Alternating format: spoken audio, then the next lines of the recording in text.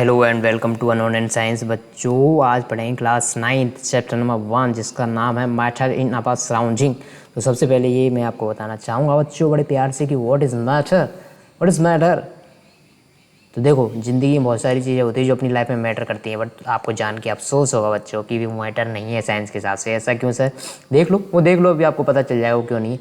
तो देखो मैटर क्या होता है साइंस के according, anything which occupy space and have some mass called matter. ऐसी कोई भी चीज़ जो कोई स्पेस ऑक्यूपाई करती है और जिसका कुछ मास होता है बच्चों। क्या होता है? मास, यानी कि वॉल्यूम कुछ ना कुछ ऑक्यूपाई कर लेती है, उसको बोलते हैं मैटर। जैसे कि अभी तुम बैठे हुए हो टेबल पर, टेबल क्या है? मैटर, क्योंकि इसका मास भी है। उसको उठाओगे तो मास है ना उसका, या फिर ऐसे ही फूक से उड़ा दोगे उसको, नहीं उड़ा पाओगे ना, उसका मास है कुछ ना कुछ। वैसे तो फूक से भी उड़ा देते हो ना जिन चीज़ों को, जैसे कागज का टुकड़ा, उसका भी मास होता है, कुछ ना कुछ हो सकता है। वो मास बहुत कम ऊपर होता तो है रे बच्चे। उसके बाद आती है चेयर। चेयर भी क्या है? मैटर, जिस पे तुम बैठे हुए। नहीं सर, हम तो सो के पढ़ रहे हैं, सो के मोबाइल में देखते देखते। अच्छा, इतने आलसी बच्चे हो तो फ़ोन में तो देख रहे हो ना वीडियो, तो ये फ़ोन क्या हो गया? मैटर। लैपटॉप में देख रहे हो, चलो मान लो, नहीं सर हम तो लैपटॉप में देख रहे हैं, तो लैपटॉप भी क्या हो गया? मैटर। फिर आता है वॉच। वाटर भी क्या है? वाटर क्या है? जिसको पानी बीच बीच में पी के पढ़ रहे हो ना तुम, पानी पी के पढ़ रहे हो ना, वो भी क्या है? मैटर है, पानी भी। एयर, जिसमें तुम सांस ले रहे हो, हवा में सांस ले रहे हो ना, वो भी क्या है? मैटर। मिट्टी, चीनी, दूध यानी कि सैंड, और ये अपना चीनी यानी कि शुगर, यानी कि दूध यानी कि मिल्क। इन एल्यूमिनियम, ऑक्सीजन, नाइट्रोजन, ये सारी चीज़ें कहाँ पे मिल रही हैं तुम्हें? एयर में मिल रही है ना, ऑक्सीजन, नाइट्रोजन। ये सब चीज़ें भी क्या? मैटर हैं। और एल्यूमिनियम, एल्यूमिनियम क्या होता है? एल्यूमिनियम की फॉइल देखिए ना, जिसमें रोटी लपेट के जाते हैं, रख देते हैं, वो क्या है? एल्यूमिनियम की फॉइल, वो भी क्या? मैटर। तो ये सारी चीज़ें डेली लाइफ में जो भी चीज़ें तुम्हें आसपास दिख रही है ना, सबको एकदम एक लाइन से लिख दो कि वो मैटर है। पर अब देखो, एक ये दिल टूट जाएगा तुम्हारा। क्या टूट जाएगा? दिल टूट जाएगा। टूटा टूटा एक परिंदा ऐसे टूटा कि फिर उड़ना नहीं जुड़ ना पाया। तो बच्चों तुम जुड़ जाओगे वैसे। एक चीज़ है बस, थोड़ा सा शौक लगेगा तुम्हें कि things which is not matter. तो देखो लव आपकी लाइफ में बहुत मैटर करता है, प्यार बहुत मैटर करता है ना, पर अफसोस की बात साइंस इसको मैटर नहीं मानता, क्योंकि इसका कोई वजन नहीं होता ना। जैसे प्यार करने से पहले तुम्हारा वजन था 41 kg, तो ऐसा नहीं होगा कि अब लव हो गया ना, लव लव के बाद तुम्हारा वेट हो जाए 41.2 kg, ऐसा नहीं होता। लव हो चाहे लव ला हो, वेट रहेगा 41 kg। तो साइंस क्या कह रही है कि ये मैटर नहीं है। अफेक्शन, किसी के लिए अफेक्शन हो, मतलब किसी को अफेक्शन होता है ना किसी किसी के लिए, वो भी क्या? मैटर नहीं। किसी से हेट हो जाए तो मैं हेट, आई हेट यू, तो हेट हो जाए तो वो भी मैटर नहीं। गुस्सा आ जाए, गुस्से से पहले तुम्हारा वजन अलग हो जाए, गुस्से के बाद अलग हो जाए, ऐसा होता है क्या? ना ना ना ना ना। थॉट, थॉट मतलब थॉट आ जाए, आपको कोई विचार आ जाए, आप बैठे हुए हो, वाह वाह, बैठे हुए हो और अब बैठे बैठे ख्वाब ले रहे हो कि मैं 12th में ले लूँगा बायोलॉजी, उसके बाद प्रिपरेशन करूँगा और उसके बाद बन जाऊँगा क्या? उसके बाद मैं बन जाऊँगा डॉक्टर, और डॉक्टर के लिए कोचिंग करने जाऊँगा मैं अननोन एंड साइंस में। बच्चों हमारा जो बेसिक जो काम है अननोन एंड साइंस में, देखो अननोन एंड साइंस तो आपके लिए अभी 9th-10th के लिए कोर्स डिज़ाइन किया गया, बट बेसिकली जो मैं पढ़ाता हूँ बच्चों, तो 11th-12th के लिए केमिस्ट्री एंड फिजिक्स। तो आप आओगे अननोन साइंस में कोचिंग लेने के लिए, वहाँ से कोचिंग लूँगा और सर से कोचिंग लेने के बाद 1 साल में ही नीट फोड़ दूँगा, फोड़ फाड़ के सीधा चला जाऊँगा नीट की मतलब मेडिकल कॉलेज के अंदर, और वहाँ से डॉक्टर बन के बाहर निकलूँगा। ऐसा थॉट आ गया तुम्हारे अंदर। पर थॉट आने से बच्चों, उसके ना तो थॉट का कोई क्या होता है? वेट, और ना ही कोई स्पेस ऑक्यूपाई कर रहा है। वो स्पेस कहाँ पे ऑक्यूपाई कर रहा है दिखा सकते हो क्या अपने ब्रेन में? ये रहा सर, इसने पूरा मेरा दिमाग घेर रखा है। पर बच्चों दिखा दोगे क्या? मुझे बता दो कहाँ पे स्पेस ऑक्यूपाई कर रहा है, नहीं बता सकते ना। इसलिए ये सारी चीज़ें मैटर नहीं है। आइडिया, एक आइडिया जो बदल दे आपकी दुनिया, वो भी मैटर नहीं है। मैनर्स, ये सारी चीज़ें जो कि आपके दिमाग में चलती रहती हैं कि ये मेरी लाइफ में सर बहुत मैटर करती है, ये मेरी लाइफ में बहुत मैटर करता है। कौन? ये प्यार, व्यार। तो बच्चों प्यार व्यार तो सब ठीक है, बट ये मैटर नहीं है। बड़े अफसोस के साथ सूचित किया जाता है कि ये सारी चीज़ें मैटर नहीं है। ओके नाउ, तो देखते हैं मैटर किससे मिलके बने हुए होते हैं। मैटर किससे मिलके बने होते हैं? तो matter is made up of very very tiny particles. Matter जो है बड़े छोटे छोटे, टाइनी यानी कि छोटे पार्टिकल से मिलके बने होते हैं। कैसे? छोटे पार्टिकल से। तो देखो पहले ऐसा माना जा रहा था, पहले सब लोग आइडिया दे रहे थे कि मैटर हो सकता है कि मैटर कुछ ऐसी चीज़ हो जो कि क्या बोलते हैं उसको, कि मैटर ऐसा बल्क हो सकता है, यानी कि कंटिन्यूस सीड की फॉर्म में हो सकता है। ऐसा हो सकता है इस कंटिन्यूस हीट। फिर बाद में आइडिया लगा हो सकता है वो छोटे छोटे पार्टिकल से मिलकर बनाओ। बाद में जो लास्ट में कंक्लूजन निकला था वो ये निकला था कि जो मैटर होता है वो छोटे छोटे टाइनी टाइनी पार्टिकल से मिलकर बना होता है। इसीलिए यहाँ पे लिखा है matter is made up of very tiny particle which can not be seen even by powerful microscope. और इतने छोटे पार्टिकल से मिलकर मैटर बना होता है कि इनको पावरफुल माइक्रोस्कोप से भी देखना थोड़ा सा टफ हो जाता है, ट्रिकी है, एकदम ट्रिकी। इनको देख नहीं सकते तुम पावरफुल माइक्रोस्कोप से, ठीक है। तो इनकी क्या क्या करेक्टरिस्टिक्स होते हैं, मतलब मैटर की क्या क्या प्रॉपर्टीज होती हैं, एक तरह से देखा जाए तो क्या करेक्टरिस्टिक्स है मैटर को, कैसे पहचानोगे कि मैटर है, क्या इसकी प्रॉपर्टीज होंगी। तो सबसे पहली property, matter particle of matter are very very small. तो मैटर के जो पार्टिकल होते हैं बहुत ही छोटे छोटे होते हैं। मैटर के पार्टिकल बहुत ही छोटे छोटे होते हैं। और पार्टिकल के मैटर के बीच में स्पेस होता है। पार्टिकल के मैटर के बीच में क्या होता है, स्पेस होता है। पार्टिकल के मैटर के बीच में क्या होता है, स्पेस होता है। और पार्टिकल के मैटर के पार्टिकल हैं वो कंटिन्यूसली मूव करते रहते हैं एक जगह से दूसरी जगह। एक जगह बैठने में इनको चैन नहीं पड़ता तुम्हारी तरह। तुम जाते हो ना इधर से उधर, उधर से इधर, उधर से इधर, इधर से इधर, एक जगह बैठ के पढ़ नहीं पाते हो ना। कभी बैठोगे मोबाइल में वीडियो देखना स्टार्ट किया, 5 मिनट बाद मम्मी पानी, मम्मी ये, मम्मी वो, मम्मी नहीं ला रही, मम्मी ने डांट दिया, चल दिए खुद ही, मैं जा रहा हूँ मम्मी जरा बाहर घूम के आ रहा हूँ, मम्मी मैं जा रही हूँ जरा यहाँ जाके आ रहा हूँ, वहाँ जाके आ रहा हूँ। तो यही चलता रहता है ना, मतलब इधर से उधर। तुम्हारी तरह ये मैटर भी, ये इनकी पार्टिकल भी एक जगह बैठ नहीं सकते, इधर से उधर भागते रहेंगे। Particle of matter attract each other, एक दूसरे को अट्रैक्ट करते हैं, समझ रहे हो ना बच्चों। जैसे तुम्हारा उससे अट्रैक्शन है, अनिल का अट्रैक्शन है कौन किससे, अनिला से। अनिला नहीं, इसका नाम रखते हैं अपन, क्या रखे नाम यार, प्रत्युषा से। ऐसे अट्रैक्शन होता है ना तुम्हारा। तुम पार्टिकल मैटर एकदम तुम्हारी तरह ही है। तुम छोटे छोटे नन्हे मुन्ने बच्चे हो ना, एकदम नन्हे मुन्ने बच्चे हो, ऐसे ही मैटर के पार्टिकल भी छोटे छोटे, ठीक है। इनके बीच में स्पेस होता है। चलो स्पेस वाली बात तुम्हारे लिए लागू नहीं होती, तुम्हारे बीच में स्पेस नहीं, तुम्हारे बीच में अट्रैक्शन है, समझ गए। स्पेस वाली बात नहीं, मैंने इनके बीच में स्पेस होता है।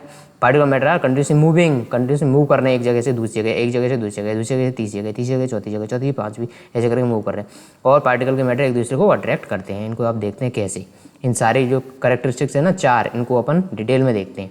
तो सबसे पहले मैटर के पार्टिकल होते हैं बहुत छोटे छोटे होते हैं। तो इसके लिए तुम्हें क्या करना है, एक गिलास में पानी भरा, एक चुटकी कलर की कीमत तुम क्या जानो। अनिल बाबू, अभी नाम लिखा था ना एक लड़के का, अनिल, जो कि अट्रैक्ट हो रहा था किससे, अनिला से, नहीं प्रत्युषा से, शमशरी। तो ये जो मैटर के पार्टिकल है वो छोटे छोटे है ना, छोटे छोटे एकदम छोटे मोटे बनने है ना। तो यहाँ पे रखे हुए तुमने एक चुटकी डाला ना इसमें कलर, तो ये कलर जल्दी से पूरे में स्प्रेड हो गया। इसका मतलब क्या था कि जो कलर था वो बहुत छोटे छोटे पार्टिकल से मिलकर बना था, और इसीलिए ये कलर डाला तो ये कोने में थोड़ा सा, और इसने पूरे पानी को क्या बना दिया, रंगीन। इसकी दुनिया रंगीन कर दी। ऐसा हो गया। देखो इसमें से 90% कलरफुल पानी बाहर निकाल लो, और इसमें बाकी जो 90% बाहर निकाला है उसको नॉर्मल पानी से भर दो, जो कि कलर लेस है नॉर्मल पानी से, तो वो भी कलरफुल हो जाएगा। ऐसे ही वापस 90% निकाल के वापस नॉर्मल पानी भर दो। तो ऐसे करते जाओगे ना तो बहुत टाइम तक ये पार्टिकल्स उसको कलरफुल बनाना हो सकता है नहीं होगा। कलर की इंटेंसिटी धीरे धीरे कम हो जाएगी, मतलब ये ज़्यादा नीला दिख रहा है अभी, और उसके बाद धीरे धीरे कम नीला दिख जाएगा, पर ये बहुत टाइम तक नीला नीला दिखता रहेगा। इसका मतलब जो इसके पार्टिकल हैं बहुत छोटे छोटे बने होंगे ना, तभी तो ये छोटे छोटे पार्टिकल वापस डिस्ट्रीब्यूट हो जाते हैं उसमें पूरे पानी में, और उसको कलरफुल बना देते हैं। अब देखो एनसीईआरटी में जो एग्जांपल दिया उसने दिया पोटेशियम परमैंगनेट का, तो यहाँ पे कलर की जगह सिर्फ पोटेशियम परमैंगनेट का एक क्रिस्टल इमेजिन कर लो। तो उन्होंने क्या किया, एक कॉर्नर में एक क्रिस्टल डाल दिया पोटेशियम परमैंगनेट का, और उसकी वजह से पूरा पानी कलरफुल हो गया। इसके बाद उन्होंने 90% निकाला, फिर नॉर्मल पानी भर दिया, तब वापस कलरफुल हो गया। फिर वापस 90% निकाले, वापस भर दिया दोबारा। तो हो क्या रहा है, मेनली ये बताना चाह रहे हैं कि जो एक छोटा सा क्रिस्टल था ना, ये सिर्फ क्रिस्टल नहीं था। यदि सिर्फ क्रिस्टल की फॉर्म में होता तो ये जाके नीचे बैठ जाता और कलरफुल नहीं कर पाता पानी को, बट ये क्या था, बहुत छोटे छोटे पार्टिकल से मिलकर बना था। इसीलिए ये जैसे इसमें गया घुला, और ये छोटे छोटे पार्टिकल इससे अलग हो गए, और जैसे ही अलग हो गए जो छोटे छोटे पार्टिकल ने पूरे पानी को कलरफुल बना दिया पोटेशियम परमैंगनेट के। अब दूसरी प्रॉपर्टीज क्या है इसकी, particle of matter have space between them.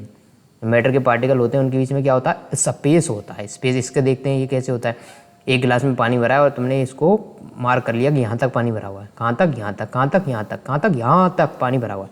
अब तुमने इसमें डाली चीनी रहने दो यार, तुम चीनी नहीं चीनी डालो यार, तुम बहुत स्वीट बच्चे हो ना, स्वीट वैसे तो मैं नमक डलवा देता अभी पानी में, पर तुम बहुत स्वीट बच्चे हो तो इसमें डालो चीनी, शुगर डालो, शुगर डालो इसमें। अब शुगर डाली तुमने इसमें, माना कि 1 चम्मच शुगर डाल दिया। अब इसको पानी में मिला दिया, अच्छे से डिस्ट्रीब्यूट कर दिया, शुगर हो गई गायब। तो गायब हो गई, मतलब ये शुगर के जो पार्टिकल्स इतने बड़े बड़े दिख रहे हैं, इसमें पानी में अंदर जाके ये भी छोटे छोटे पार्टिकल्स में टूट गए। तो एक तो पहली कैरेक्टरिस्टिक्स ने फुलफिल कर दी, पहली प्रॉपर्टीज़ क्या थी उसकी मैटर की कि छोटे छोटे पार्टिकल से मिलकर बना होता है। तो ये कंडीशन भी फुलफिल हो गई, जैसे चीनी इसमें गई तो छोटे छोटे पार्टिकल्स में टूट गई, इसीलिए वो दिख नहीं रही ना, अभी पूरी डिसअपियर हो जाती है ना, पानी घोल देते हो तो, पानी में घोल देते हो चीनी तो डिसअपियर क्यों हो जाती है, क्योंकि वो छोटे छोटे पार्टिकल्स में टूट गई ना। ठीक है, ये बात तो तुम्हारी मैंने मान ली। अब दूसरी प्रॉपर्टीज़ ये है उसकी कि मैटर के पार्टिकल के बीच में होता है स्पेस, यानी कि जो पानी के पार्टिकल है ना, पानी भी किसी ना किसी पार्टिकल से मिलकर बना हुआ है, पानी के H2O के पार्टिकल से मिलकर बना हुआ है पानी पूरा। अब देखो H2O यानी पानी हो गया ना, अब पानी के पार्टिकल के बीच में स्पेस नहीं होता तो जैसी चीनी डालते तो इस वाटर का लेवल बढ़ जाना चाहिए था, क्योंकि यदि इनके बीच में स्पेस नहीं होता तो पानी का लेवल चीनी डालते बढ़ता, पर ऐसा नहीं होता। जैसी चीनी इसमें पूरी तरह से मिल जाती है, पानी का लेवल वहीं की वहीं रहता है। इससे क्या प्रूव होता है, इससे यही बात प्रूव होती है बच्चों कि जो पानी के पार्टिकल है ना उनके बीच में स्पेस था और उन स्पेस में जाके चीनी बैठ गई ना। यदि उस स्पेस में जाके चीनी बैठ गई है तो इसका मतलब अब वाटर का लेवल नहीं बढ़ेगा, नहीं बढ़ा ना। इससे यही प्रूव हुआ कि चीनी इसमें जाके इनके पार्टिकल के बीच में जाके बैठ गई, पानी के पार्टिकल में जाके बीच में जाके चीनी बैठ गई तो वाटर लेवल कांस्टेंट रह गया, मतलब ऊपर नहीं गया। समझ रहे हो बच्चों क्या कहना चाह रहा हूँ, पानी के जो लेवल है ऊपर नहीं गया, क्योंकि पानी के पार्टिकल के बीच में क्या था, स्पेस था, और स्पेस में जाके चीनी फिट हो गई। तो दूसरी प्रॉपर्टी भी यहाँ से प्रूफ हो गई कि इनके बीच में स्पेस होता है। अब थर्ड प्रॉपर्टी है particle of matter continuously moving, एक जगह नहीं रहते, ये तुम्हारी तरह ही यहाँ से वहाँ, यहाँ से वहाँ, वहाँ से यहाँ, वहाँ से यहाँ मूव करते रहते हैं। देखो इसका एग्जांपल, यदि एक कॉर्नर में जाके तुम अगरबत्ती यानी कि इंसेंस जिसे बोलते हैं जला दो तो उसकी स्मेल पूरे कमरे में डिस्ट्रीब्यूट हो जाती है कि नहीं हो जाती। यदि इस कॉर्नर पे जलाइए तो दूसरे कॉर्नर तक भी स्मेल पहुंच जाती है। वो क्यों होता है, क्योंकि इसके जो पार्टिकल है ना, यहाँ से जो धुआं निकलेगा ना, तो जो पार्टिकल हैं वो एयर में मिक्स होकर और एक जगह से दूसरी जगह पहुँच जाते हैं, यानी कि ये कंटिन्यूसली मूव कर रहे हैं। ऐसे ही स्प्रे एक कॉर्नर पर आपने ऑन किया तो दूसरे कॉर्नर पर उसकी स्मेल ऑटोमेटिकली पहुँच जाती है रूम स्प्रे की। तो इससे भी क्या प्रूव हुआ, उससे भी यही प्रूव हुआ कि इसके पार्टिकल एक जगह से दूसरे जगह मूव करते रहते, कंटिन्यूसली मूव करते रहते हैं। थर्ड देखो इन्होंने क्या किया है, समझ रहे हो ना, समझो बच्चों, ये इन्होंने क्या किया, जिसके पार्टिकल्स मूव हो गए एक दूसरे की नाक तक यानी कि नोज तक पहुंच गए और इनको आ रही है स्मेल, बदबू, ची। थर्ड तीनों प्रॉपर्टी हो गई प्रूव। फोर्थ प्रॉपर्टी है particle of matter attract each other. तो मैटर के पार्टिकल होते हैं वो एक दूसरे को क्या करते हैं, अट्रैक्ट करते हैं। अब देखो कैसे करते हैं, चौक है, इसको हाथ से तोड़ोगे टूट जाएगा। आइस क्यूब हाथ से तोड़ोगे टूटेंगे क्या, नहीं टूटेंगे।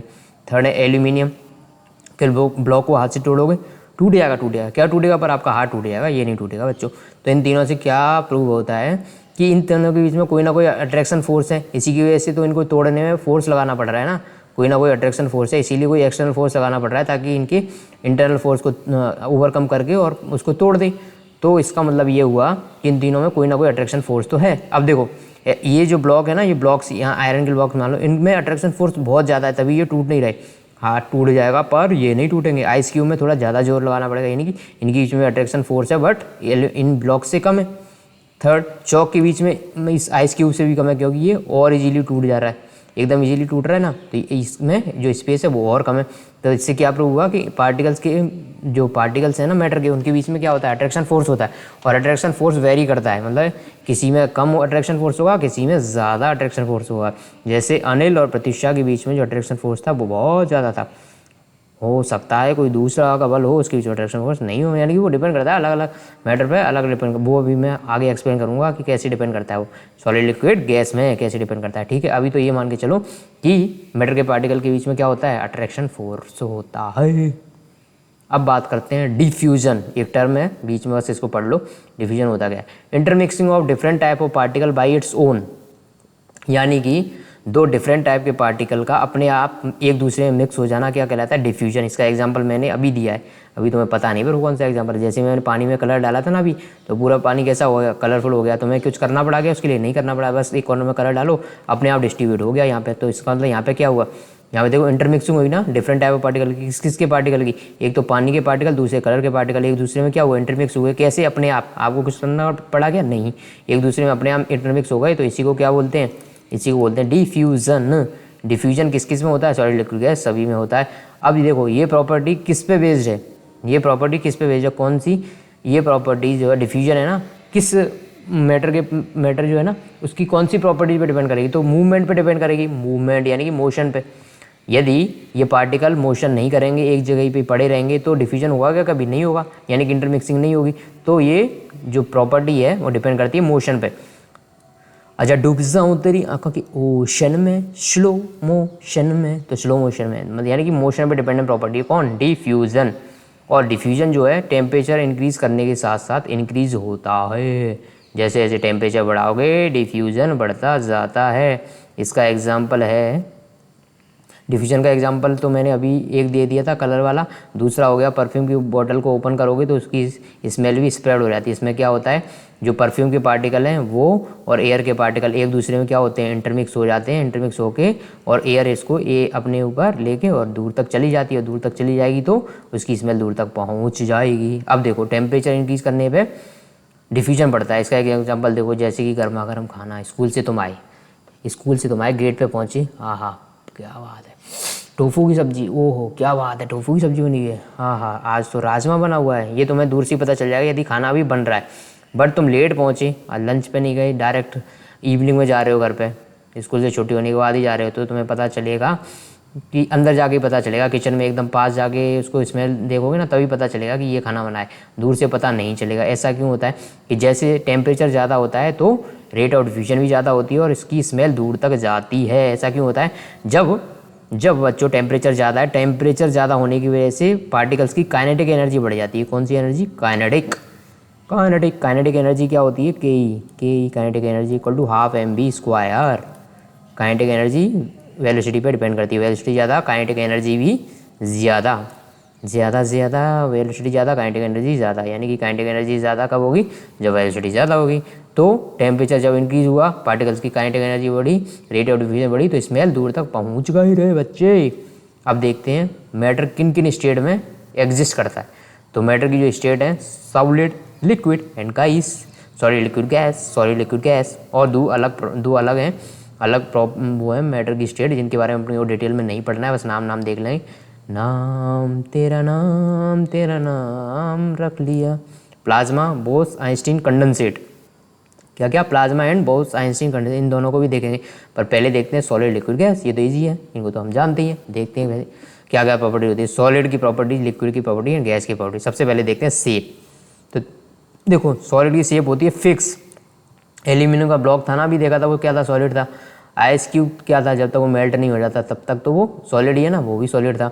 चौक क्या था? वो भी सॉलिड था। तो इनकी शेप फिक्स थी ना, जैसे चौक का टुकड़ा था ऐसे शेप का था सिलेंड्रिकल, आइस क्यूब ऐसे क्यूब शेप का था, ठीक है। एल्यूमिनियम का ब्लॉक क्यूबर्ड था, यानी कि वो क्यूबर्ड शेप का था। तो शेप कैसी? फिक्स्ड है। लिक्विड की शेप फिक्स नहीं होती। पानी रे पानी तेरा रंग कैसा? जिसमें मिलाया उसके जैसा। इसका मतलब ये हुआ कि जिस बर्तन में पानी को डाल दोगे उसकी शेप ले लेगा। यदि वो सिलेंड्रिकल बर्तन में भरा हुआ है तब तक सिलेंड्रिकल शेप है, कॉनिकल बर्तन में भरा हुआ है तो कॉनिकल शेप है, और दूसरे किसी टाइप के शेप में भर दोगे तो उसका शेप वैसा ही हो जाएगा। यानी कि इसका लिक्विड का खुद का कोई शेप नहीं होता। उसका शेप क्या होता है फिर? उसका शेप वही होता है जिसमें वो भरा हुआ है। समझ रहे हो ना? कोरा कागज़ होता है ये बच्चे, आपकी तरह कोरा कागज़ होता है। आप में जो लिख दिया जाएगा वो आपके ऊपर लिख जाएगा। जैसे फ्रेंड्स के साथ आप रहोगे वैसे बन जाओगे, क्योंकि आपकी भी शेप फिक्स नहीं है बच्चों। शेप तो फिक्स्ड है आपकी, बट मेंटल शेप फिक्स नहीं होती बच्चों की, धीरे धीरे डेवलप होती है वो। आप जैसे बच्चों के साथ रहोगे वैसे आप बन जाओगे, जैसे आप काम करोगे वैसे आप बन जाओगे। आपकी तरह ही है लिक्विड की तरह ही हो आप। समझ रहे हो? मतलब इनकी शेप फिक्स नहीं होती, जिस बर्तन में डाल दिया वैसे बन जाएंगे। गैस की शेप भी फिक्स नहीं होती। सिलेंडर में भर दिया तो सिलेंडर जैसी, रूम में भर दिया तो पूरे रूम को, स्पेस को ऑक्यूपाई कर लिया, रूम जैसी शेप। यानी कि इनकी भी कोई शेप फिक्स नहीं होती। अब बात करते हैं वॉल्यूम की। वॉल्यूम भी, सॉलिड का वॉल्यूम क्या है? फिक्स है ना। जैसे सिलेंडर है तो इसका वॉल्यूम क्या था? πr²h। इसका यदि ये क्यूब है तो a क्यूब। समझ रहे हो ना बच्चों? यानी कि इनकी वॉल्यूम भी फिक्स होता है। लिक्विड का भी वॉल्यूम फिक्स रहेगा, भले ही आपने इस वाले में इस सिलेंड्रिकल शेप में भरा है या कॉनिकल शेप में भरा है। यदि वॉल्यूम यहाँ से जो निकलेगा, जैसे यहाँ से वॉल्यूम निकला πr²h, तो यहाँ से जो वॉल्यूम, जैसे वाटर यहाँ तक भरा हुआ है πr²h से जो वॉल्यूम यहाँ पे आएगा, तो इसको भले ही इसमें आप डाल दो तो शेप तो चेंज हो गई। अब ये सिलेंड्रिकल से क्यूबिकल हो गया, पर यहाँ पे जो फॉर्मूला लगा के जो वैल्यू निकालोगे ना वॉल्यूम की, वो सेम आएगी। यानी कि वॉल्यूम फिक्स होता है लिक्विड का, एक जगह से दूसरी जगह पर लिक्विड का वॉल्यूम चेंज नहीं होता। बट गैस का तो वॉल्यूम भी चेंज होता है। सिलेंडर में भरा है तो बस इतना स्पेस ऑक्यूपाई कर रहे हैं, यानी कि वॉल्यूम इतना सही है। जबकि ये सिलेंडर को खोल दो, पूरे रूम में गैस ऑक्यूपाई हो जाएगी, मतलब पूरे रूम को घेर लेगी, और उसका वॉल्यूम कितना हो जाएगा? जितना रूम का वॉल्यूम है। समझ रहे हो ना बच्चों? तो इसकी वॉल्यूम भी फिक्स नहीं होता। डेंसिटी क्या होता है? Mass upon volume.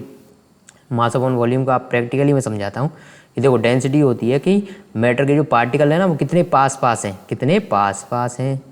मैं तेरे पास हूँ, तू मेरे पास है, तुझको एहसास है और मुझको एहसास है। समझ रहे हो डेंसिटी क्या होगी?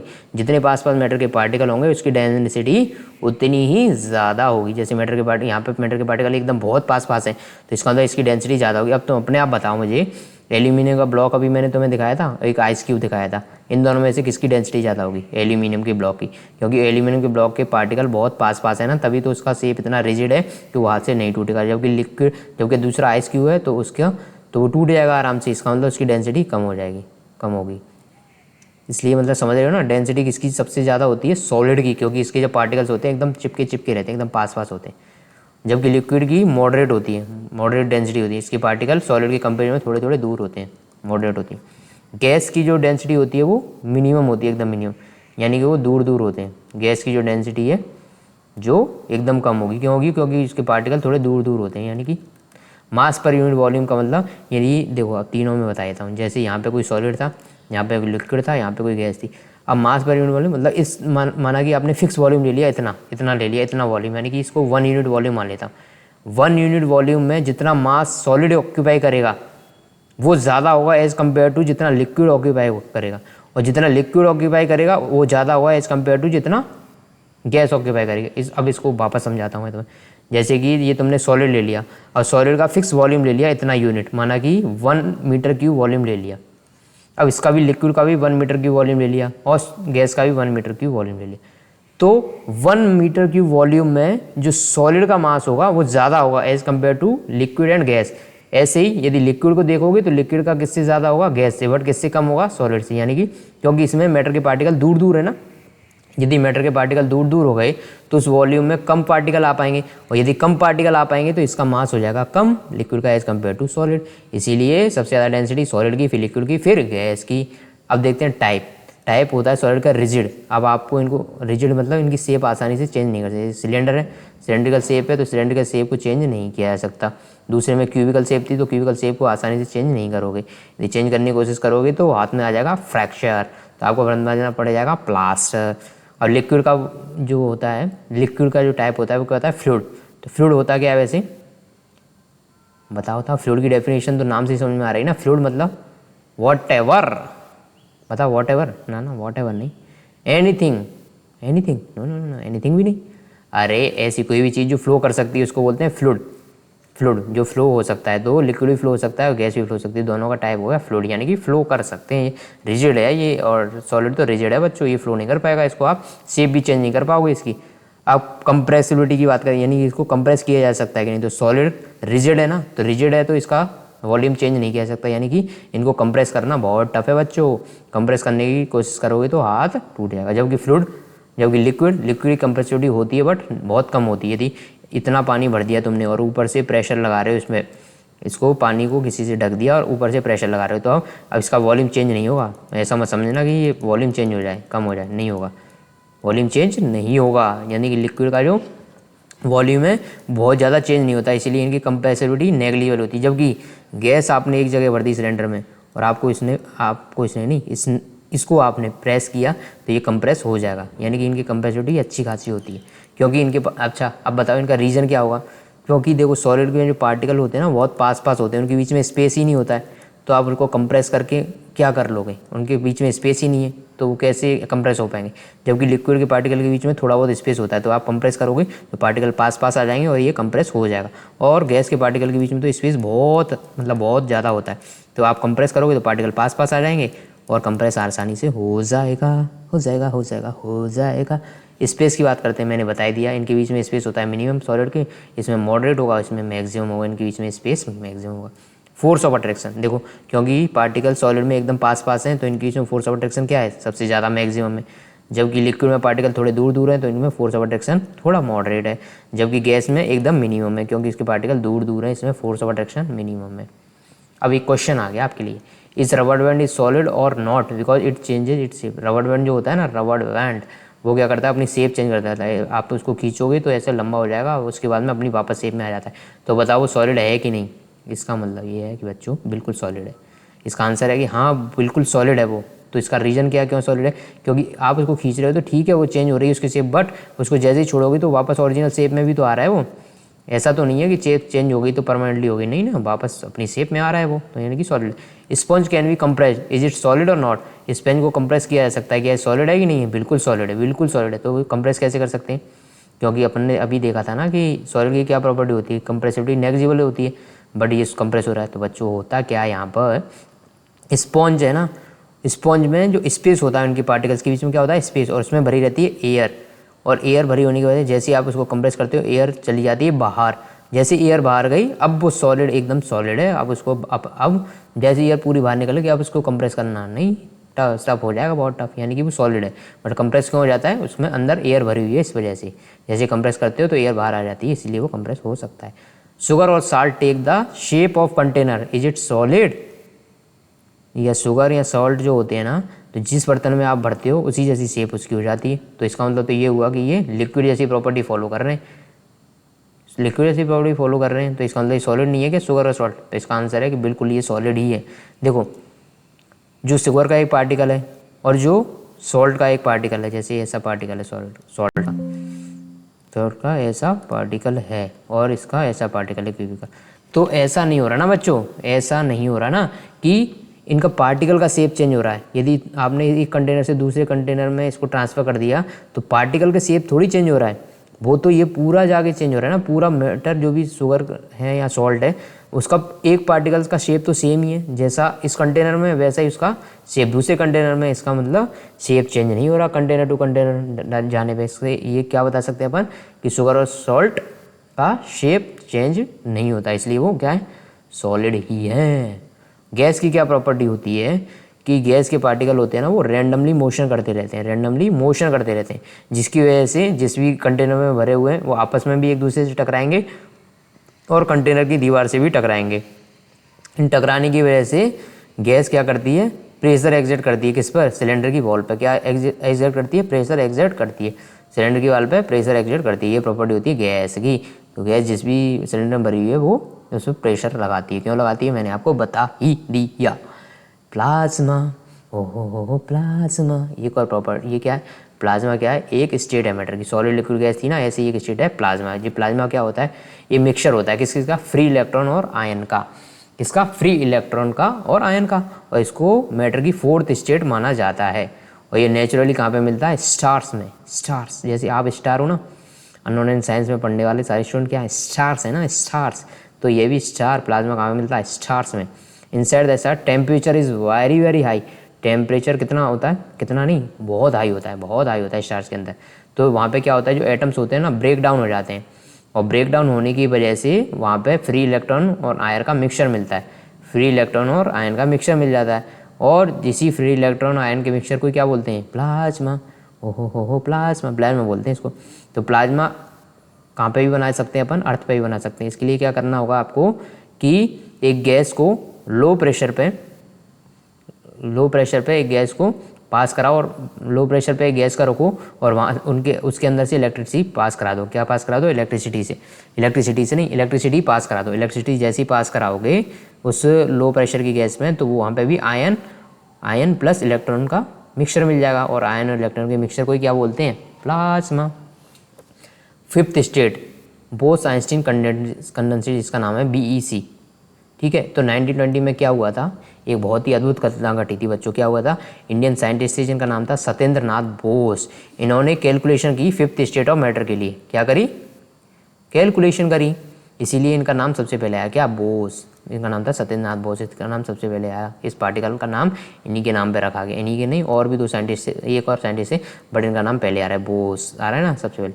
तो देखो इनकी कैलकुलेशन के बेस पे अल्बर्ट आइंस्टाइन ने क्या किया, एक 5वीं स्टेट ऑफ मैटर प्रिडिक्ट करी। इन्होंने क्या करी, प्रिडिक्ट करी, ऐसा बताया कि हाँ 5वीं स्टेट ऑफ मैटर होती है। सत्येंद्र नाथ बोस ने तो क्या किया, सिर्फ कैलकुलेशन करी। फिर आइंस्टीन ने क्या किया, प्रिडिक्ट करी कि हाँ ऐसा कुछ होता है। फिर उसके बाद क्या हुआ, फाइनली जो अचीव करी थी ना, 3 साइंटिस्ट ने करी थी। इनका नाम था कॉर्नेल, कैटले एंड वीमन, USA ये थे। इन्होंने क्या किया, इन्होंने गैस को एक्सट्रीमली लो डेंसिटी थी जिसकी क्या थी, एक्सट्रीमली लो डेंसिटी थी, और इसको कूल किया सुपर लो टेम्परेचर तक। सुपर लो टेम्परेचर तक इन्होंने गैस को कूल किया तो इनको फिफ्थ स्टेट ऑफ मैटर बनी मिली, जिसका नाम था बोस-आइंस्टीन कंडेंसेट रख दिया था। समझ रहे हो? तो सबसे पहले सत्येंद्रनाथ बोस जी ने तो कैलकुलेशन करी, उस कैलकुलेशन को देख के आइंस्टीन जी ने बोला कि हाँ fifth state of matter exist करती है, और उसके बाद fifth state of matter finally किसने अचीव करी, 3 साइंटिस्ट ने, जिसका नाम आपके सामने है।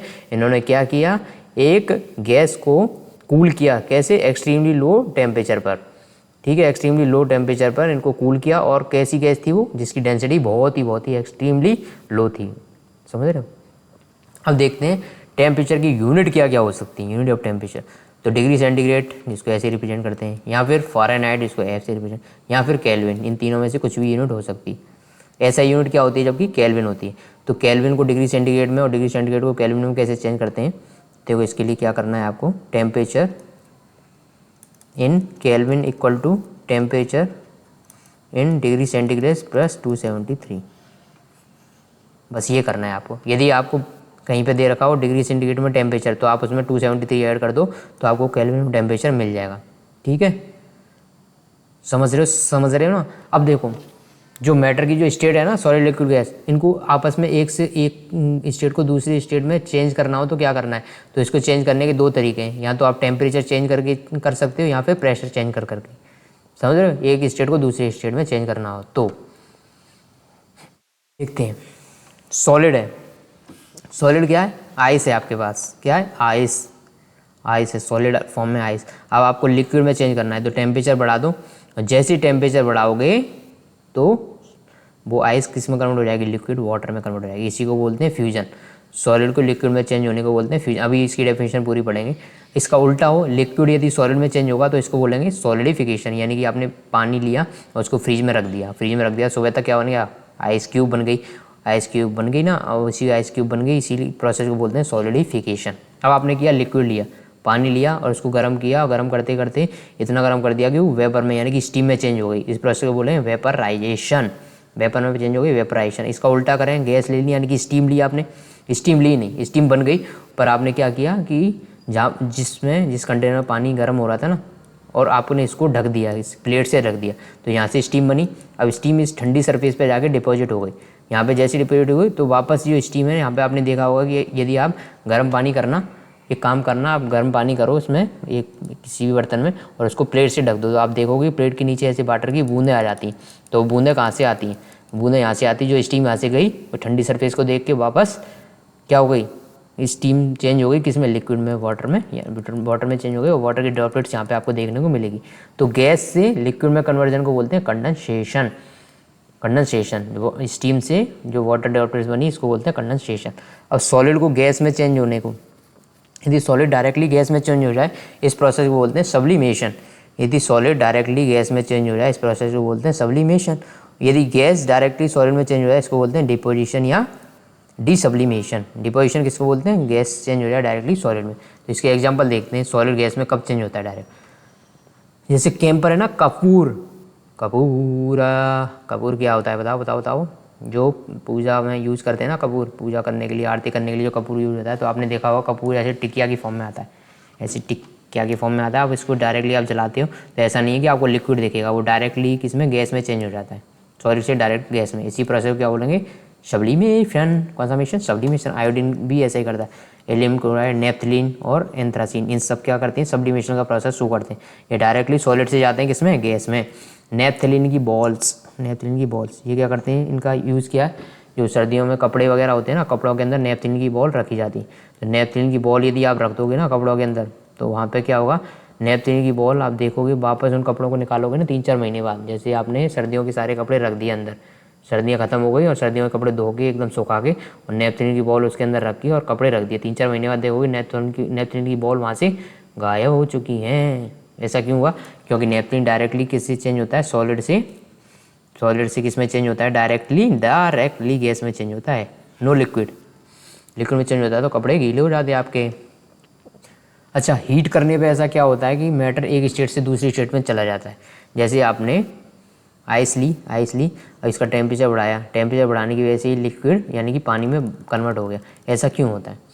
ऐसा इसलिए होता है कि ये बॉन्ड है ना, इसके आइस क्यूब के अंदर जो बॉन्ड थे ना, जो एक दूसरे के, मैंने बताया था ना कि कोई मैटर के पार्टिकल एक दूसरे को अट्रैक्ट करते हैं, अट्रैक्ट करने की वजह से इनके अंदर बॉन्डिंग थी और ये आपस में किसकी फॉर्म में था? सॉलिड की फॉर्म में था। आपने टेम्परेचर बढ़ा दिया तो मैटर के पार्टिकल एक से दूर दूर चले गए, दूर दूर जाने की वजह से ये सॉलिड जो है वो चेंज हो गया किसमें? लिक्विड में। अब आपने एक तो चीज़ ये हो गई, बॉन्ड ब्रेक हुए, यहाँ पे बॉन्ड ब्रेक हुए। दूसरा, मोशन इंक्रीज हुआ। पहले ये एकदम पास में थे, अब टेम्परेचर बढ़ाने की वजह से मोशन बढ़ गया, यानी कि इनकी काइनेटिक एनर्जी बढ़ गई, तो इसीलिए पार्टिकल एक से दूर दूर चले गए। और मोशन इंक्रीज होने की वजह से काइनेटिक एनर्जी भी बढ़ गई, क्योंकि मोशन यानी कि वेलोसिटी, और वेलोसिटी इंक्रीज होने का मतलब काइनेटिक एनर्जी क्या होता है? हाफ mv² होता है ना, तो यानी कि वेलोसिटी इंक्रीज हो गई तो काइनेटिक एनर्जी भी इंक्रीज हो गई। समझ गए? बॉन्ड ब्रेक हुए और बॉन्ड ब्रेक होने की वजह से सॉलिड चेंज हुआ लिक्विड में, क्योंकि उसका मोशन इंक्रीज हो गया पार्टिकल्स का, और काइनेटिक एनर्जी भी इंक्रीज हो गई। मेल्टिंग पॉइंट और बॉइलिंग पॉइंट क्या होते हैं? ये मेल्टिंग पॉइंट और बॉइलिंग पॉइंट क्या होते हैं बच्चों? बताओ रे प्यारे बच्चों। Temperature at which solid melts into liquid at atmospheric pressure is called melting point. ये क्या बोल दिया आपने सर? एक एटमॉस्फेरिक प्रेशर है आपका, वो कितना होता है? 1 atm, 1 atm होता है। 1 atm यानी कि 1 एटमॉस्फेरिक प्रेशर। इस प्रेशर पे जब सॉलिड चेंज होता है लिक्विड में, यानी कि आपकी आइस चेंज हो गई वाटर में, सॉलिड चेंज हो गया लिक्विड में। इसी सॉलिड से लिक्विड में कन्वर्जन को जहाँ पे होता है ना, सॉलिड से लिक्विड में कन्वर्जन जिस पॉइंट पे होता है उसको मेल्टिंग पॉइंट या बोलते हैं। समझ रहे हो? इसको क्या बोलते हैं? Melting point. बॉइलिंग पॉइंट नहीं, बॉइलिंग पॉइंट अलग है, मेल्टिंग पॉइंट बोलते हैं। तो बताओ मेल्टिंग पॉइंट कितना होता है? आइस क्यूब के लिए मेल्टिंग पॉइंट कितनी डिग्री सेंटीग्रेड पे आइस मेल्ट होती है? 0 डिग्री सेंटीग्रेड पे। 0 डिग्री सेंटीग्रेड पे सॉलिड आइस चेंज हो जाती है वाटर में। अब बॉइलिंग पॉइंट क्या होता है? Temperature at which liquid change into gas at atmospheric pressure is known as boiling point. तो बॉइलिंग पॉइंट पे क्या होता है? जो लिक्विड है ना, वो चेंज होता है लिक्विड गैस में। लिक्विड समझ रहे हो ना आप? लिक्विड यानी कि लिक्विड समझ रहे हो ना आप? लिक्विड यानी कि वाटर। वाटर का टेम्परेचर बढ़ाया आपने 100 डिग्री सेंटीग्रेड पर, लिक्विड चेंज हो जाएगा गैस में, लिक्विड चेंज हो जाएगा स्टीम में। इसी कन्वर्जन को बोलते हैं 100 डिग्री सेंटीग्रेड पे। 100 डिग्री सेंटीग्रेड को क्या बोलेंगे? Boiling point, BP, boiling point बोलेंगे 100 डिग्री सेंटीग्रेड को। लेटेंट हीट या हिडन हीट, ये क्या होती है? Latent heat is absorb by the particle of ice to overcome the force of attraction between them and get converted to water. तो latent heat क्या होती है बच्चों? लेटेंट हीट को दूसरा नाम क्या देते हैं? Hidden heat. छुपी हुई हीट है ये, छुपी हुई हीट। देखो इसके लिए एक एग्जांपल देता हूँ। आप पानी लो, इसको गर्म करते जाओ, मानो कि पानी रूम टेम्परेचर पे होगा, यानी कि 30 डिग्री सेंटीग्रेड पे होगा। अब 30 डिग्री सेंटीग्रेड से आपने इसका टेम्परेचर बढ़ाया 40 डिग्री सेंटीग्रेड किया, चलो 40 डिग्री सेंटीग्रेड पे वाटर, फिर इसका 50 डिग्री सेंटीग्रेड किया, इसमें भी वाटर। ऐसे करते करते आप 100 डिग्री सेंटीग्रेड पे आ गए। अब 100 डिग्री सेंटीग्रेड पे आप क्या ऑब्जर्व करोगे? आप हीट देते जा रहे हो पर इसका टेम्परेचर इंक्रीज़ नहीं हो रहा है। हीट देते जा रहे हो पर टेम्परेचर इंक्रीज़ नहीं हो रहा है। ऐसा क्या हुआ उस पॉइंट पर? ऐसा क्या हुआ? ऐसा क्या हो गया बच्चों इसको कि 100 डिग्री सेंटीग्रेड पे चेंज ही नहीं हो रहा है? तो यहाँ पे एक घटना घटी। क्या? अब देखो, अब आप जो हीट दे रहे हो ना 100 डिग्री सेंटीग्रेड पे, वो इसका टेम्परेचर बढ़ाने के काम नहीं आ रही, तो क्या काम आ रही है सर? वो काम आ रही है इसकी फेज चेंज करने में। अब 100 डिग्री सेंटीग्रेड पे क्या होता है? जो वाटर है यानी कि लिक्विड है, वो स्टीम में यानी कि गैस में कन्वर्ट होता है। यहाँ पे क्या होगा? लिक्विड गैस में कन्वर्ट होना चाह रहा है, तो लिक्विड को गैस में कन्वर्जन होने के लिए कुछ एक्स्ट्रा हीट की अमाउंट की ज़रूरत पड़ती है। इसीलिए आप हीट देते जा रहे हो पर टेम्परेचर इंक्रीज़ नहीं हो रहा। तो वो हीट को क्या बोल सकते हैं? एक तरह से हिडन हीट, छुपी हुई हीट है ना, वो छिपी हुई हीट है ना। वो कैसी हीट है? हिडन हीट है। कैसी हीट है? हिडन हीट है। हिडन हीट है, इसी वजह से तो क्या हो रहा है कि वो टेम्परेचर नहीं बढ़ा रही है। वो क्या कर रही है? इनके पार्टिकल्स के बीच के जो फोर्स ऑफ अट्रैक्शन है उसको कमज़ोर कर रही है, यानी कि कम कर रही है। फोर्स ऑफ अट्रैक्शन कम होगा तो उनके बीच में गैप बढ़ता जाएगा, और गैप बढ़ जाएगा तो लिक्विड चेंज हो जाएगा गैस में। समझ रहे हो? तो लेटेंट हीट क्या होती है? Latent heat is absorb by particle of ice to overcome the force of attraction between them and get converted to water. ये तो जस्ट एग्जाम्पल लेके बताया है, ये डेफिनेशन नहीं है। लेटेंट हीट का डेफिनेशन क्या होगी? लेटेंट हीट की डेफिनेशन अभी देखते हैं अपन। लेटेंट हीट मैंने बता दिया, एक्सप्लेन तो कर दिया ना क्या हो रहा है। अब देखो, लेटेंट हीट में दो तरह की होती है, लेटेंट हीट ऑफ फ्यूजन और लेटेंट हीट ऑफ वेपराइजेशन। तो लेटेंट हीट ऑफ फ्यूजन क्या होती है? Amount of heat required by 1 kg of solid to get converted to liquid at atmospheric pressure, ठीक है, at its melting point is called latent heat of fusion. समझ रहे हो, कोई confusion? Latent heat of fusion आपको समझने में कोई कन्फ्यूज़न नहीं सर, कोई कन्फ्यूजन नहीं है, तो समझ गए क्या आप? लेटेंट हीट ऑफ फ्यूजन क्या होती है? 1 kg किसी भी सॉलिड को, 1 kg किसी भी सॉलिड को लिक्विड में कन्वर्ट करने के लिए कब? उसके मेल्टिंग पॉइंट पे, और प्रेशर कितना रहना चाहिए? 1 atm, 1 एटमॉस्फेरिक प्रेशर। तो इस प्रेशर पे और उसके मेल्टिंग पॉइंट पे 1 kg सॉलिड को लिक्विड में कन्वर्ट होने के लिए जितनी हीट की रिक्वायरमेंट पड़ती है उसी को बोलते हैं लेटेंट हीट ऑफ फ्यूजन। और लेटेंट हीट ऑफ वेपराइजेशन किसको बोलेंगे? Amount of heat required by 1 kg of liquid, 1 kg liquid को गैस में कन्वर्ट होने के लिए जितने अमाउंट ऑफ हीट की रिक्वायरमेंट पड़ेगी उसको लेटेंट हीट ऑफ वेपराइजेशन बोलेंगे। अच्छा, ये कन्वर्जन कब होना चाहिए? एटमॉस्फेरिक प्रेशर पे और बॉइलिंग पॉइंट पे। बॉइलिंग पॉइंट पे तो क्या होता है? लिक्विड गैस में कन्वर्ट होता है। और फ्यूजन क्या होता है? जब सॉलिड लिक्विड में कन्वर्ट होता है। समझ गए? लेटेंट हीट ऑफ फ्यूजन और लेटेंट हीट ऑफ वेपराइजेशन समझ में आ गई ना आपको? कोई confusion? At 0 degree centigrade which will have more energy, question है ये। 0 डिग्री सेंटीग्रेड पे वाटर पार्टिकल मोर एनर्जी रखते हैं आइस पार्टिकल? तो बताओ, इसका आंसर सीधा सीधा है, वाटर पार्टिकल मोर एनर्जी रखते हैं। ऐसा क्यों? कि देखो, आइस है, 0 डिग्री सेंटीग्रेड की आइस है, और 0 डिग्री सेंटीग्रेड का वाटर है। क्या है? वाटर। तो आइस को वाटर में कन्वर्ट करने के लिए आपको किसी ना किसी अमाउंट ऑफ हीट की जरूरत पड़ी होगी, जिसको क्या बोलते हैं? Latent heat of fusion. Latent heat of fusion. Latent heat fusion क्या होती है? 1 kg आइस को, 1 kg आइस को नहीं, 1 kg किसी भी सॉलिड को लिक्विड में कन्वर्ट होने के लिए जितनी अमाउंट ऑफ हीट की रिक्वायरमेंट होती है उसी को बोलते हैं लेटेंट हीट ऑफ फ्यूजन। ये प्रोसेस कब होना चाहिए? 1 atm प्रोसेस प्रेशर पे, और साथ साथ में प्रेशर 1 atm हो गया, और इसके अलावा क्या होना चाहिए? प्रेशर के अलावा होना चाहिए जो पॉइंट है ना, वो कौन सा पॉइंट होना चाहिए? मेल्टिंग पॉइंट पे। मेल्टिंग पॉइंट पे तो समझ गए आप, किसकी एनर्जी ज़्यादा होगी? वाटर की एनर्जी ज़्यादा होगी 0 डिग्री सेंटीग्रेड पे आइस के कंपेरिजन। भले ही दोनों का टेम्परेचर सेम है, पर एनर्जी वाटर के पास ज़्यादा होगी, क्योंकि एक्स्ट्रा अमाउंट ऑफ हीट देने के बाद ही तो ये आइस कन्वर्ट हुई होगी वाटर में। अब 100 डिग्री सेंटीग्रेड पे वाटर पार्टिकल ज़्यादा एनर्जी रखेंगे या स्टीम ज़्यादा एनर्जी रखेगी? तो इसका आंसर है स्टीम, क्योंकि वाटर पार्टिकल को कुछ एनर्जी देने के बाद ही तो स्टीम में कन्वर्ट हुए होंगे, इसीलिए स्टीम के पास ज़्यादा एनर्जी होगी। अब देखो, थर्ड क्वेश्चन है, gas can be liquefy by applying pressure और लोअरिंग टेम्परेचर। देखो, अब होता क्या है? जैसे ये गैस है, अब गैस को यदि आप प्रेशर अप्लाई कराओगे तो इसके पार्टिकल आ जाएंगे पास, और पास आ गए तो इसका मतलब गैस किस में कन्वर्ट हो गई? लिक्विड में। LPG सिलेंडर होते हैं ना, LPG सिलेंडर, उसको क्या बोलते हैं? Liquefied petroleum gas. तो वो क्या थी? पहले तो गैस थी, पर उसमें प्रेशर अप्लाई कर करके प्रेशर अप्लाई किया, तो इसकी वजह से पार्टिकल्स आ गए पास, और गैस कन्वर्ट हो गई किसमें? लिक्विड में। यहाँ पे दूसरा तरीका क्या हो सकता है? उसका टेम्परेचर बहुत कम कर दिया जाए, तो भी उसके पार्टिकल पास आएंगे। जैसे टेम्परेचर बढ़ाने पे क्या होता है? देखो, टेम्परेचर बढ़ाने पे इमेजिन करो क्या होता है।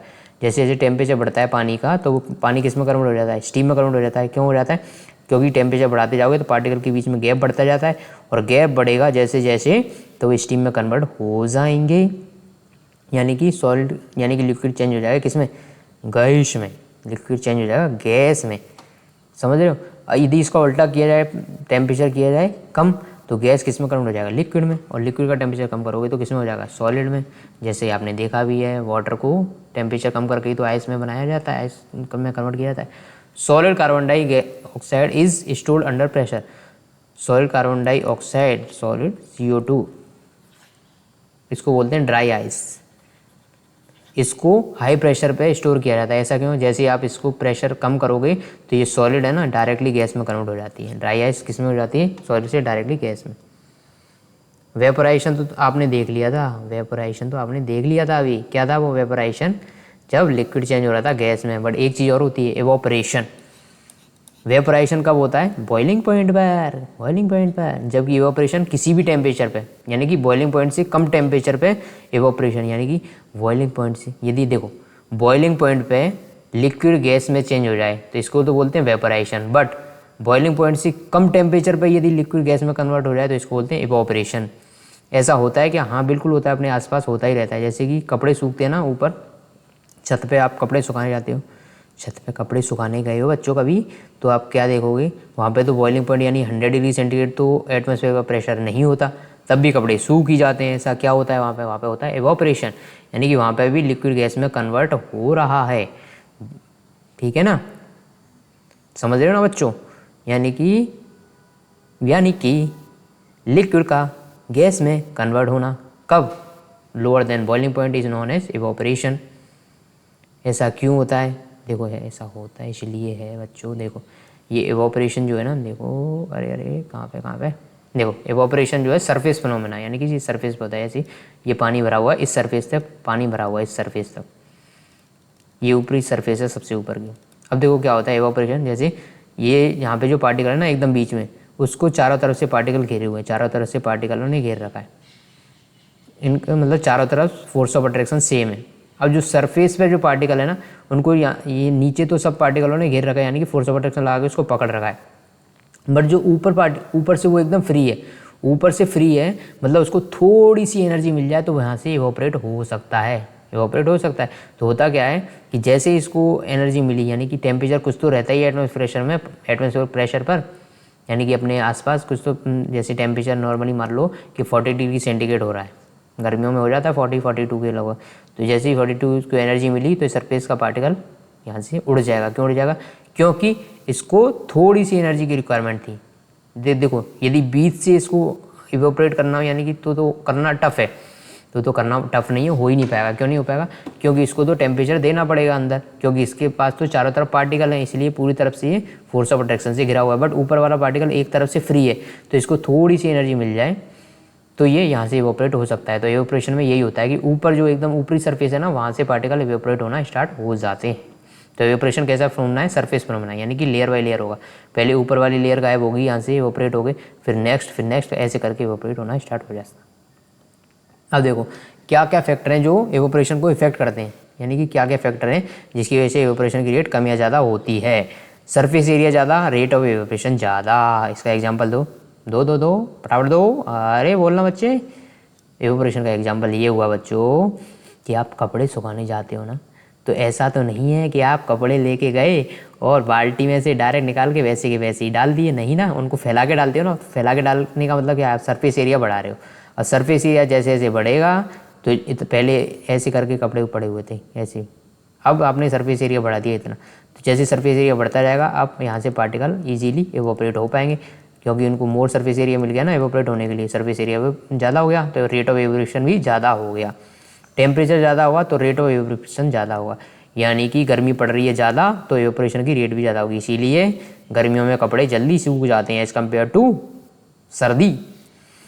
विंड की स्पीड ज़्यादा होगी तो रेट ऑफ इवोपरेशन भी ज़्यादा होगा, कि विंड क्या करेगी, अपने साथ पार्टिकल यानी कि वाटर के पार्टिकल ले जाएगी, तो जैसे जैसे विंड की स्पीड बढ़ती जाएगी रेट ऑफ इवोपरेशन भी बढ़ता जाता है। और ह्यूमिडिटी, यानी कि ह्यूमिडिटी समझते हो ना, ह्यूमिडिटी क्या होती है, एयर के अंदर वाटर की अमाउंट, एयर के अंदर वाटर की अमाउंट, तो एयर के अंदर यदि वाटर की अमाउंट ज़्यादा है तो इवोपरेशन रेट कम होगी, समझ रहे हो ना। ऐसा क्यों होगा, जैसे ये कपड़ा सूख रहा है, आपका छत पे कपड़ा सूख रहा है, ये रहा, ये छत पे कपड़ा सूख रहा है, अब आपने क्या किया, कुछ नहीं किया, आपने कुछ नहीं किया, एयर में ह्यूमिडिटी की अमाउंट ज़्यादा है, एयर में ह्यूमिडिटी यानी कि एयर के पास ऑलरेडी वाटर पार्टिकल्स हैं, एयर के अंदर ऑलरेडी वाटर पार्टिकल्स हैं।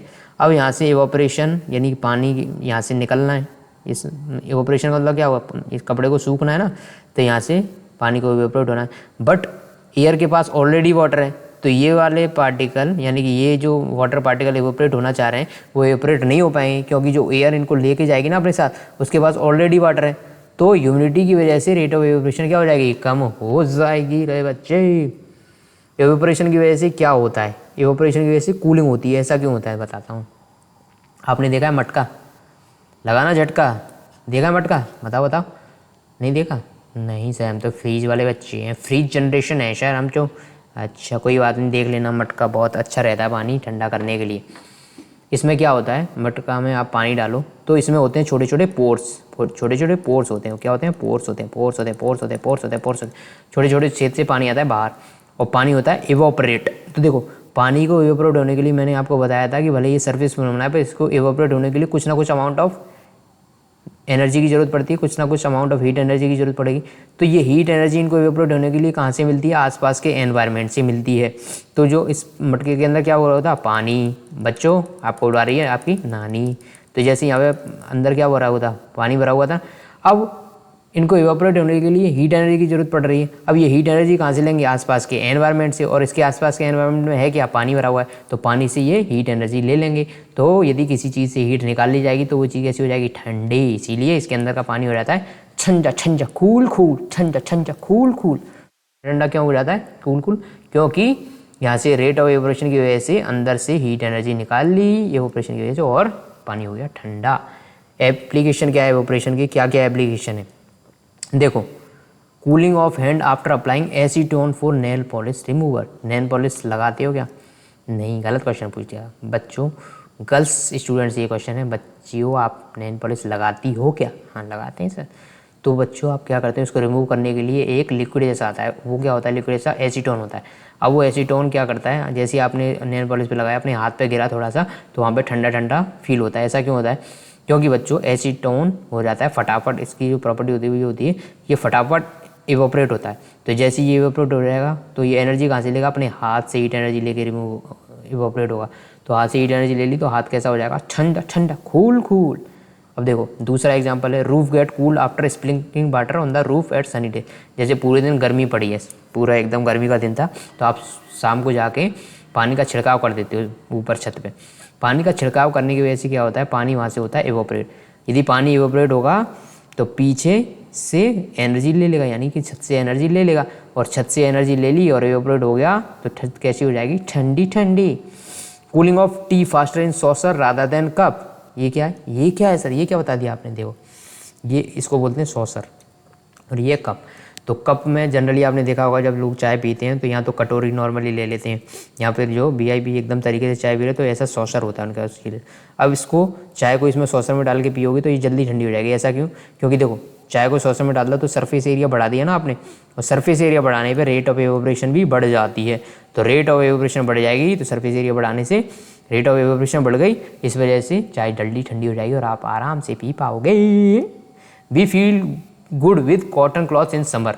गर्मियों के दिनों में आप यदि कॉटन के कपड़े पहनते हो तो आपको बहुत अच्छा फील होता है, यानी कि थोड़ा ठंडा ठंडा फील होता है। ऐसा क्यों, क्योंकि जो कॉटन के क्लॉथ होते हैं वो पसीने को सोख लेते हैं, पसीने को सोख लेते हैं। पसीने को इन्होंने सोखा तो पसीना यहाँ से होगा फिर इवोपरेट, और पसीना इवोपरेट होगा तो इवोपरेट होने के लिए इसको एनर्जी कहाँ से लेगा, वो अपने बॉडी से लेगा, और बॉडी से एनर्जी लेगा, हीट एनर्जी लेगा, तो बॉडी कैसी हो जाएगी, ठंडी ठंडी।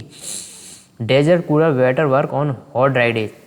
जो डेजर्ट कूलर जनरली अपन कूलर यूज़ करते हैं ना, वो क्या करते हैं, हॉट ड्राई डेज में, यानी कि गर्मी ज़्यादा है और ड्राई डेज का मतलब ह्यूमिडिटी कम है, मतलब जो एयर है उसके पास अमाउंट ऑफ वाटर कम है। इसका मतलब क्या हुआ कि एयर में ह्यूमिडिटी की अमाउंट कम है। हॉट डे का मतलब टेम्परेचर ज़्यादा है, ड्राई डे का मतलब ह्यूमिडिटी की अमाउंट कम है। अब ये दोनों चीज़ होने की वजह से क्या होगा, रेट ऑफ इवेपोरेशन बढ़ जाएगी। कूलर चल रहा है, उसके आसपास पानी चलता रहता है ना, पानी चलता है। अब ऐसा दिन है जहाँ पे टेम्परेचर ज़्यादा है, गर्मी ज़्यादा है, तो टेम्परेचर यदि गर्मी ज़्यादा होगी तो यहाँ से रेट ऑफ इवेपोरेशन यानी कि पानी इवेपोरेट ईजी हो जाएगा। दूसरा ड्राई डे यानी कि ह्यूमिडिटी भी कम है, एयर के अंदर ह्यूमिडिटी कम है तो रेट ऑफ इवेपोरेशन बढ़ जाएगी। इन दोनों फैक्टर की वजह से रेट ऑफ इवेपोरेशन बढ़ रही, और रेट ऑफ इवेपोरेशन बढ़ गई तो अब रेट ऑफ इवेपोरेशन बढ़ गई तो इनको हीट एनर्जी कहाँ से मिलेगी, इवेपोरेट होने के लिए कुछ ना कुछ एनर्जी की रिक्वायरमेंट होती है ना, तो हीट एनर्जी कूलर के अंदर से खींच लेते हैं, कूलर के अंदर की एयर से, और कूलर के अंदर के एयर से एनर्जी खींची तो कूलर के अंदर की एयर हो गई ठंडी हो गई, तो अपने को ठंडा ठंडा महसूस होगा। कूलिंग ऑफ वाटर इन अर्थपॉट, मटके के अंदर पानी का ठंडा होना, ये भी इसी का एग्जाम्पल है। Water vapour in air. अच्छा अभी मैं आपको ह्यूमिडिटी का एग्जांपल दे रहा हूँ, बार बार बोल रहा हूँ कि एयर के अंदर ह्यूमिडिटी है, एयर के अंदर ह्यूमिडिटी है। आप मान नहीं रहे हो कि नहीं है, मैं कह रहा हूँ है, आप कह रहे हो नहीं। तो फिर मुझे क्या करना पड़ा, आपको एक एग्जांपल देना पड़ा। जैसे कोल्ड ड्रिंक की बोतल लो, ले लो फटाफट खरीद लो। नहीं सर मैं नहीं जा रहा खरीदने, मैं तो घर से फ्रिज की बोतल निकाल के ला रहा हूँ। तो ठीक है बच्चे, निकाल ला फ्रिज से बोतल निकाल ला। अब इसको बाहर ले जाके रख दें, बाहर ले जाके यानी कि कहीं भी टेबल पर रख दो। तो आप क्या करोगे, थोड़ी देर के बाद आपको देखने को मिलेगा कि इसके ऊपर ऐसे वाटर ड्रॉपलेट्स डिपोजिट होना स्टार्ट हो गई। ये कहाँ से आई कहाँ से, पहले मैं भी ये सोचता था बचपन में कि ये पानी इस बोतल के अंदर से बाहर कैसे आ गया, बट ऐसा होता नहीं है बच्चों। एक्चुअल में क्या होता है, जो एयर है ना, एयर के पास ऑलरेडी ह्यूमिडिटी यानी कि एयर के पास ऑलरेडी वाटर रहता है, पर किस फॉर्म में रहता है, वेपर की फॉर्म में, इसलिए वो दिखता नहीं है। जैसे इसको कोल्ड सरफेस मिलेगी, वाटर यहाँ पे लिक्विड में कन्वर्ट हो जाएगा। जैसे कि एक और एग्जांपल मैंने दिया था, जैसे कि एक बर्तन में पानी गर्म कर रहे हो आप, पानी गर्म कर रहे हो तो लिक्विड किस में चेंज हो रहा है, गैस में। लिक्विड किस में चेंज हो रहा है, गैस में। लिक्विड गैस में चेंज हो रहा है और आपने इसके ऊपर रख दी थी प्लेट, तो प्लेट कैसी थी, ठंडी सरफेस थी। तो इस ठंडी सरफेस पे जाके ये जो वाटर वेपर की फॉर्म था ना, ये डिपॉजिट हो गया, तो वाटर की जो स्टीम है वो कन्वर्ट हो जाएगी किस में, लिक्विड में। समझ रहे हो। अब देखो एवापोरेशन और बॉइलिंग में क्या डिफरेंस है। It take place at all temperature. जो एवापोरेशन होता है वो हर एक टेम्परेचर पे होता है, जबकि बॉइलिंग सिर्फ बॉइलिंग पॉइंट पे होगी, जो कि वाटर के लिए 100 डिग्री सेंटीग्रेड होगा। जबकि एवापोरेशन हर एक टेम्परेचर, बॉइलिंग पॉइंट से कम टेम्परेचर पे भी होता रहता है। एवापोरेशन कैसा फिनोमेना है, सरफेस, मैंने अभी बताया था ना, ऊपर की सरफेस से पानी गायब होता जाएगा, ऐसा नहीं कि बीच से गायब हो जाए। उसका रीजन भी मैंने बताया कि ऊपर वाले पार्टिकल एक तरह से फ्री हैं तो इनको थोड़ी सी एनर्जी मिलेगी, यहाँ से हो जाएंगे गायब। जबकि ये कैसा है, बल्क फिनोमेना है, यानी कि ये पूरा अंदर से हो रहा है, यानी कि बीच से पानी गर्म हो रहा है। Causes cooling, evaporation cooling cause करता है, जबकि ये कूलिंग कॉज नहीं करता है, डज नॉट कॉज कूलिंग, ये कूलिंग कॉज नहीं करता है, जबकि एवापोरेशन कूलिंग कॉज करता है। तो ये बच्चों मेन स्लाइड है आपके लिए। Thank you so much for watching the lecture so seriously, so patiently. Now it's time to say goodbye. Thank you so much. Bye bye.